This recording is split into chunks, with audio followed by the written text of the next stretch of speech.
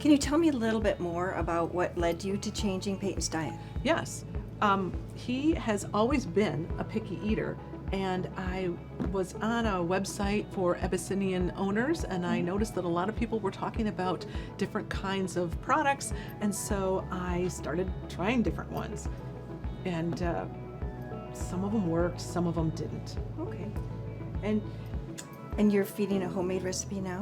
Yes, I finally got to the place where I would try one of those. I saw somebody else was really talking about it, and he does actually like that. So I feel like this is the way that we should go, but I'm also not exactly sure that it's got everything that he needs. Sure.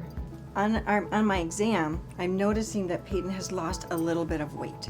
Whenever there's an unintentional weight loss, it warrants a further evaluation. So tell me a little bit more about the foods you've tried. Well, probably in the past year or so, I've tried a variety of commercial dry foods, wet foods, semi-moist foods, things that I can find not at my local grocery store, but at pet stores and online. And these were all things that different Abyssinian owners had recommended that they'd found that their cats were eating. But he just really wouldn't stick with one of those for more than a few days. And then I had to change it up and change it up again. Okay.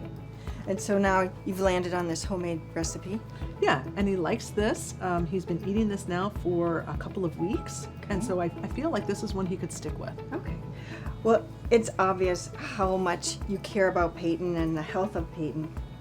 But I can tell you that I have concerns. You provided me with the recipe, and so I have a little concerns. Most of the recipes that you find don't provide enough nutrition for the cats. Peyton is missing some key nutrients that, even though he looks great now and he's eating this diet now, at least it's been a pretty short time, over the long term I have concerns because it just won't meet all of his nutritional needs.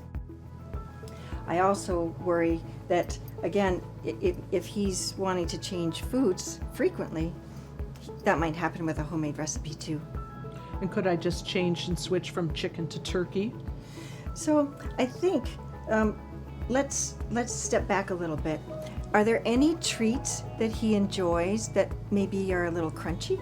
Yeah, there's a couple that we've been trying that he likes that are crunchy. You shared the list with me, and then you shared this treat with me. Let's see.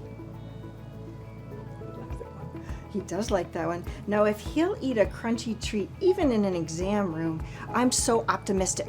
I think we can leverage that. I have several ideas of some really great foods, and if he enjoys some variety, we can leverage the fact that he's taking a crunchy treat in an unusual setting, and I bet with some careful time and a slow transition, we can get him over to a food that provides complete and balanced nutrition and won't be so difficult as preparing a homemade recipe. Okay, that sounds like a plan I could try. Great.